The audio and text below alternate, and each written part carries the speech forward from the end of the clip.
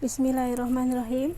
Saya akan mencoba memperlihatkan beberapa contoh analisis rangkaian listrik dengan menggunakan beberapa metode yang sudah kita berikan kemarin, ya, untuk lebih memperjelas lagi. Jadi kalau kita hendak menganalisis rangkaian, kita mau menggunakan metode yang mana? Nah, itu tergantung kondisi rangkaiannya, ya. Kira-kira metode mana yang paling cepat, paling gampang, paling mudah untuk melakukan analisis, ya, untuk melakukan analisis rangkaian tersebut dan mendapatkan hasil atau besaran listrik yang diperlukan. Nah, kecuali kalau dalam ujian, ya, biasanya kalau ujian itu memang sudah ditentukan, oh ini harus dikerjakan dengan analisis simpul, misalkan analisis loop dan seterusnya, ya, karena memang untuk ujian itu memang dimaksudkan untuk menilai satu kemampuan tertentu. Nah, misalkan rangkaian seperti ini, ya, rangkaian seperti ini kita mau selesaikan dengan menggunakan apa nih, ya, dengan menggunakan apa nih. Nah, kalau kita lihat, ya, rangkaian ini akan lebih mudah kita selesaikan apabila karena yang kita butuhkan hanya arus yang lewat di RL, ya, sehingga sebelah kiri dari RL itu kalau kita mau ubah bentuknya tidak masalah, asal arus IL nya juga tidak berubah, ya, memang sedemikian arusnya yang masuk. Oke, kita lihat, kita bisa mengubah sumber tegangan ini, ya, dengan resistansi R1 ini menjadi satu sumber arus yang paralel dengan R1, ya. Jadi ini saya ubah menjadi sumber arus, nah, paralel dengan R1 tadi 8 ohm, gitu, ya. Oke.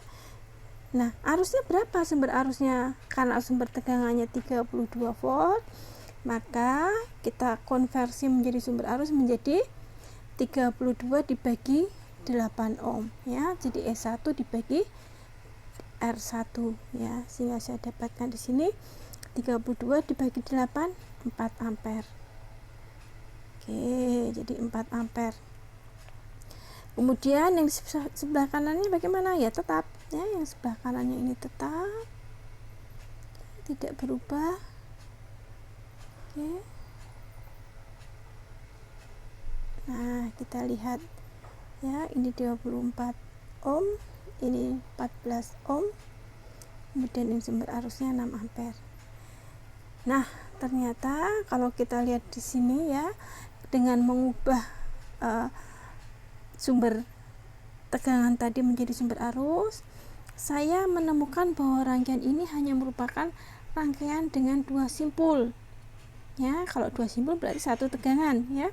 Oke, simpul atas dan simpul bawah, ya. Dan kita lihat rangkaian ini mempunyai sumber arus 2, 4 ohm dan 6 ohm yang mempunyai koneksi pada simpul yang sama, sehingga kita bisa langsung jumlahkan saja menjadi satu sumber arus.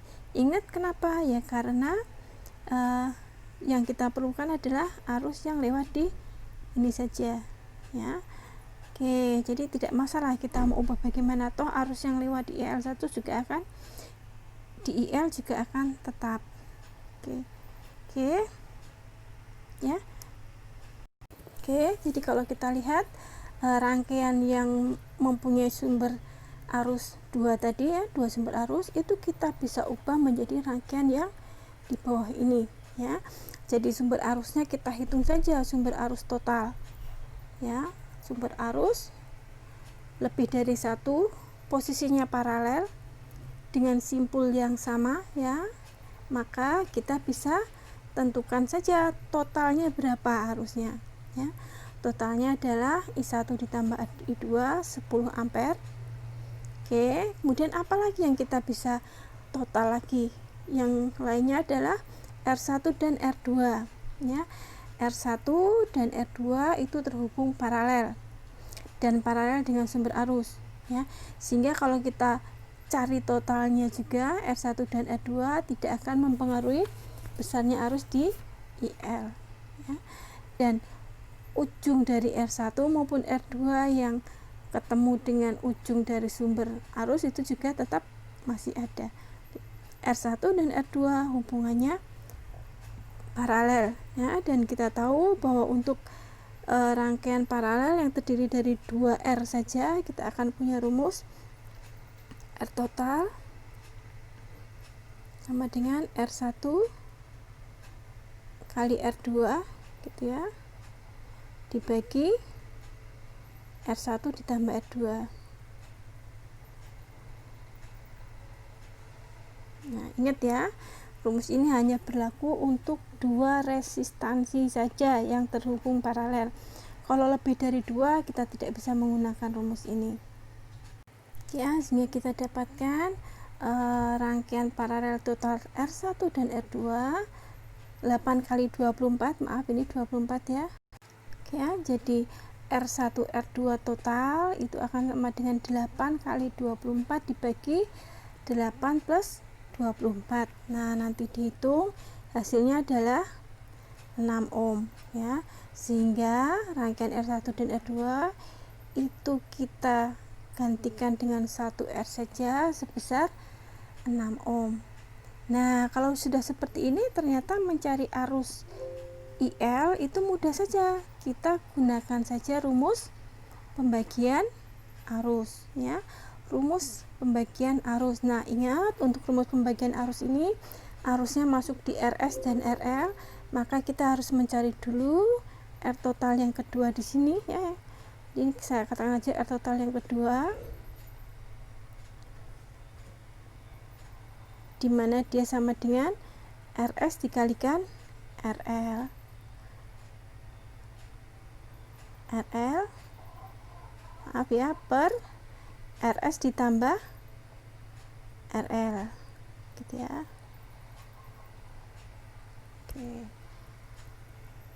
Oke, jadi rumus tahanan total untuk rangkaian R paralel yang terdiri hanya dari 2 resistor saja.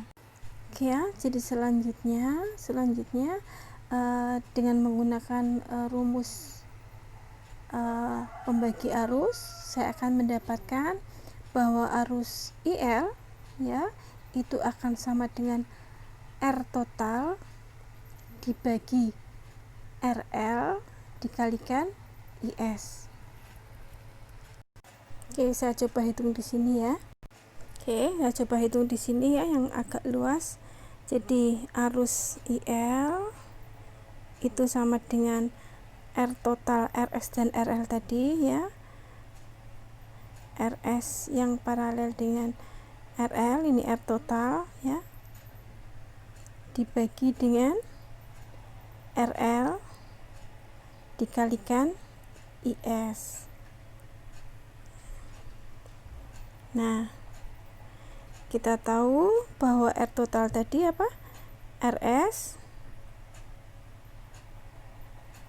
dikalikan RL ya, ini adalah rumus R total untuk paralel dibagi RS ditambah RL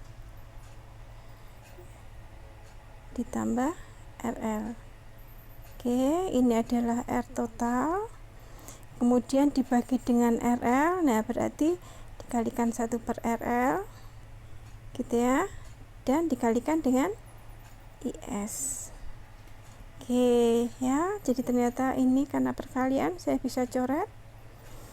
Jadi IL, arus yang lewat di IL, beban adalah RS dibagi RS ditambah RL ya, dikalikan IS. Oke, jadi kita masukkan saja ke dalam persamaannya, nilai-nilai tadi ke dalam persamaan ini. RS dikalikan IS, RS nya tadi 6 ohm, IS nya 10 ampere, kemudian RS ditambah RL adalah 6 tambah 14 ohm ya, 20 ohm, sehingga arus yang melalui IL ya kita bagi ya, masuk di RS maupun di RL, dengan arus yang masuk di IL adalah sebesar 60 dibagi 20 3 ampere.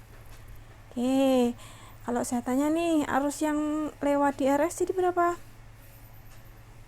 7 ampere ya kan ya. Kalau kita lihat di simbol ini ya, yang masuk IS itu keluar di IL maupun di yang 6 ohm ini ya, sehingga akan dibagi arus 10 ampere tadi dengan proporsi di mana yang melewati RL sebesar 3 ampere, yang melewati RS 6 ohm sebesar 7 ampere ya.